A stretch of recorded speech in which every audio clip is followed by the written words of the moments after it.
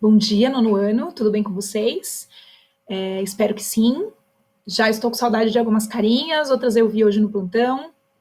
Queria lembrá-los da importância de aparecer nos plantões. Não deixem de vir, não deixem de entrar, porque ali a gente tira dúvidas, corrige exercícios, tá bom? Então eu vou dar continuidade para vocês, o nosso material da apostila. Eu vou falar sobre resenha crítica, que está lá da página 58 até a página 61. Antes da gente falar da leitura do texto, eu vou então conceituar para vocês o que é resenha crítica. Resenha crítica, então, é sempre análise de uma obra, de um evento cultural.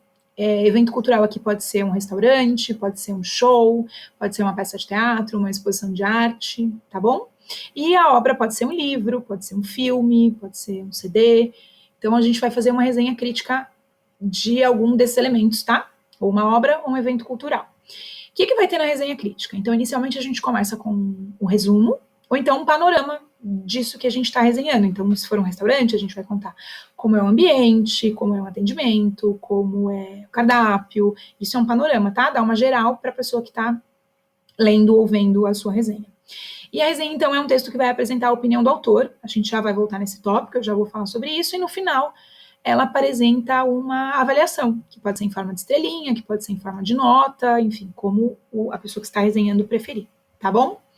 Para falar, então, sobre a opinião do autor, a gente precisa falar sobre argumentação de valores pessoais.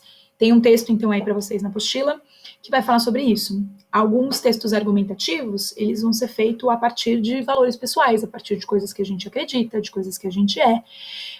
Uma resenha crítica é uma delas. Então, se eu vou fazer uma resenha de um filme, é claro que a minha opinião vai estar permeada pelos meus valores, pelas coisas nas quais eu acredito, pelas coisas que eu aprendi ao longo da minha vida, minha criação, né? Só tem algumas questões que a gente precisa lembrar quando a gente fala desse tipo de argumentação. Então, esse tipo de argumentação, ele normalmente é feito em primeira pessoa, né? Se eu estou falando da minha opinião, eu vou colocar esse texto em primeira pessoa.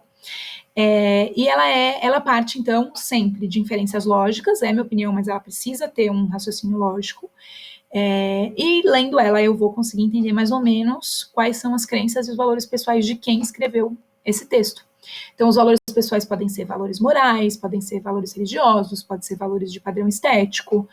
E é possível, nesse tipo de texto especificamente, a gente colocar essa argumentação, porque o ponto de vista é seu, né? Ele é individual de quem está escrevendo, tá bom?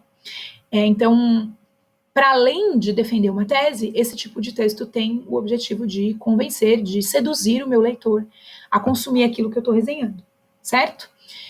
Façam a leitura desse texto que está aí, tem na apostila de vocês. Prestem bastante atenção que no final ele fala sobre isso, tá?